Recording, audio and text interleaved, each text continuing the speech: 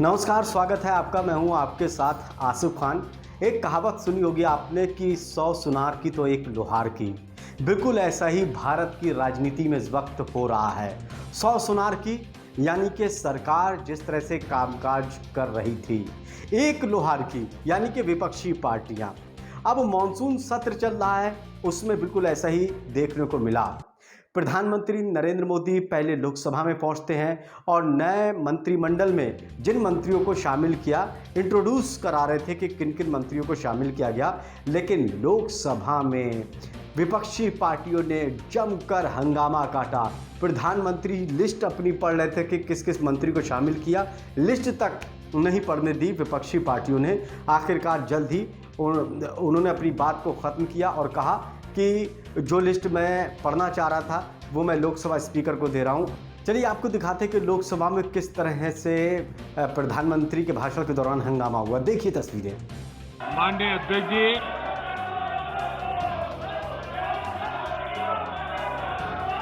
मैं सोच रहा था कि आज सदन में एक उत्साह का वातावरण होगा, क्योंकि बहुत बड़ी मात्रा में हमारी महिला सांसद मंत्री बनी है। आज मुझे खुशी होती कि बहुत बड़ी मात्रा में हमारे दलित भाई मंत्री बने हैं।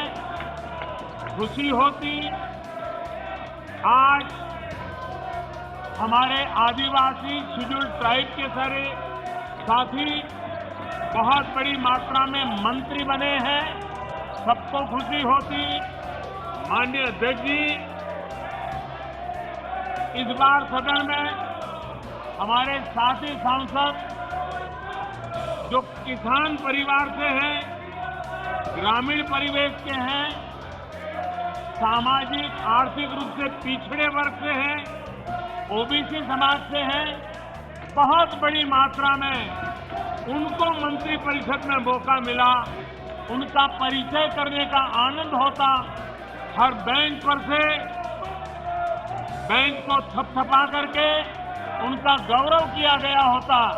लेकिन शायद देश के दलित मंत्री बने, देश की महिला मंत्री बने, देश के ओबीसी मंत्री बने, देश के किसानों के बेटे मंत्री बने, ये बात कुछ लोगों को राज नहीं आती है और इसलिए उनका परिचय तक नहीं होने देते हैं। और इसलिए माननीय अध्यक्ष जी, मंत्रिमंडल में नवनियुक्त सदस्यों को लोकसभा में इंट्रोड्यूस समझा जाए।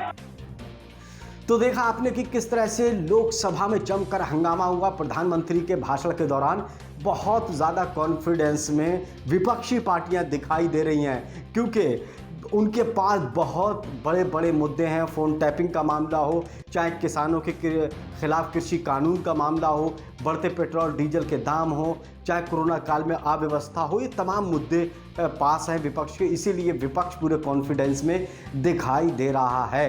लेकिन लोकसभा में जब प्रधानमंत्री को बोलने नहीं दिया गया, तब रक्षा मंत्री राजनाथ सिंह खड़े हुए। उन्होंने कहा कि मैंने अपने कार्यकाल में ऐसा कभी नहीं देखा कि विपक्षी पार्टियों ने प्रधानमंत्री को नहीं बोलने दिया। एक ये परंपरा चल गई। लेकिन विपक्षी पार्टियों का कहना है कि ऐसा भी नहीं देखा कि जैसे सरकार कर रही है। चलिए दिखाते राजनाथ सिंह ने क्या कुछ कहा।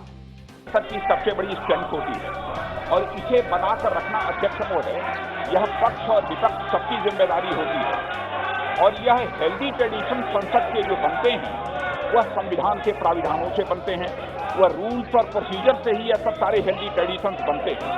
24 वर्षों से संसद सदस्य के रूप में मैं अपनी जिम्मेदारी का मैं निर्वाह कर रहा हूं और अध्यक्ष महोदय, मैंने देखा है कि जब भी कोई भी प्रधानमंत्री रहा हो, यदि वह अपने मंत्रिमंडल का विस्तार करता है तो चाहे एक मंत्री का शपथ ग्रहण हुआ हो या 50 मंत्रियों का शपथ ग्रहण हुआ हो, बराबर वह प्रधानमंत्री संसद में आकर सबसे पहले सदन की कार्रवाई प्रारंभ होते ही अपने मंत्रिमंडल के सभी सदस्यों का परिचय कराता है और पूरा सदन शांतिपूर्वक से प्रधानमंत्री की बात सुनता है और सभी जितने भी मंत्रीगण होते हैं उनका परिचय हासिल करता है। यह एक हेल्दी ट्रेडिशन यहाँ का रहा है। लेकिन मैंने पहली बार अपने 24 वर्षों के संसदीय जीवन में यह देखा है कि इस परंपरा को इस बार संसद में तोड़ा गया है। अध्यक्ष महोदय, मैं कहना चाहता हूं कि जो कुछ भी कांग्रेस ने किया है वह दुखद है, वह दुर्भाग्यपूर्ण है और साथ ही साथ यह अनहेल्दी अप्रोच है। यह कहते हुए मैं अपनी बात समाप्त करता हूं। तो देखा आपने कि लोकसभा में कैसे प्रधानमंत्री की आवाज को दबा दिया विपक्षी पार्टियों ने। अब आपको दिखाते कि जब राज्यसभा में पहुंचे प्रधानमंत्री नरेंद्र मोदी और अपने नए मंत्रिमंडल के बारे में इंट्रोड्यूस कराना चाह रहे थे, तब वहां पर क्या हुआ। अब आपको मालूम है कि राज्यसभा में तो वैसे ही विपक्षी पार्टियों के सांसद ज़्यादा हैं, तो जब लोकसभा में प्रधानमंत्री के भाषण को नहीं होने दिया तो राज्यसभा में कैसा हो जाता।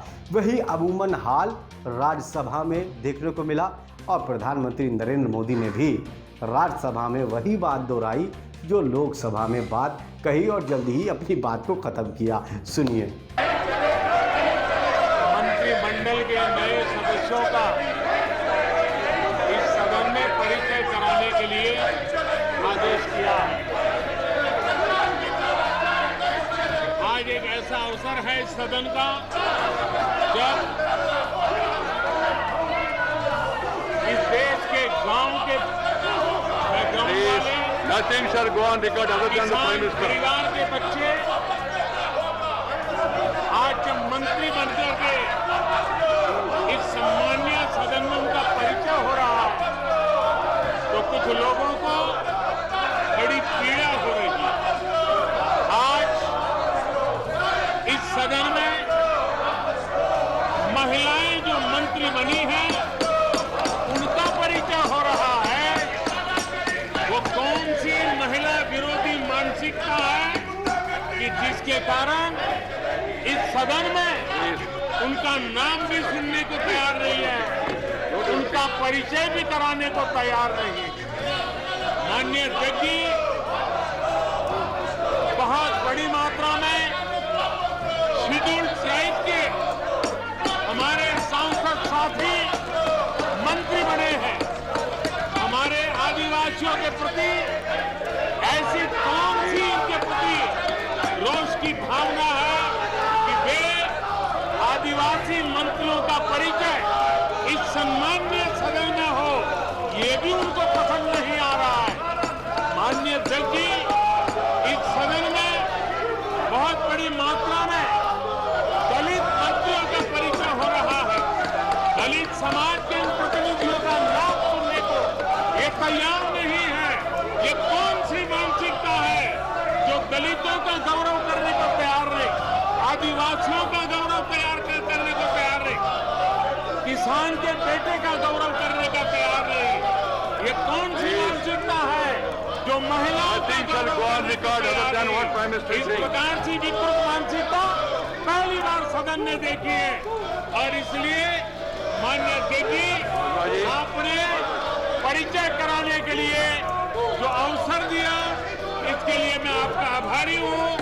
लेकिन माननीय सभापति जी, मंत्रिमंडल में नवनियुक्त सदस्यों को राज्यसभा में इंट्रोड्यूस समझा जाए। प्रधानमंत्री के भाषण पर राज्यसभा में भी जब हंगामा हुआ तो यहाँ पर भी राज्यसभा में नेता पक्ष की तरफ से पीयूष गोयल खड़े हो गए। उन्होंने कहा कि नई परंपरा का ये आगाज़ किया है विपक्षी पार्टियों ने, ऐसा नहीं होना चाहिए।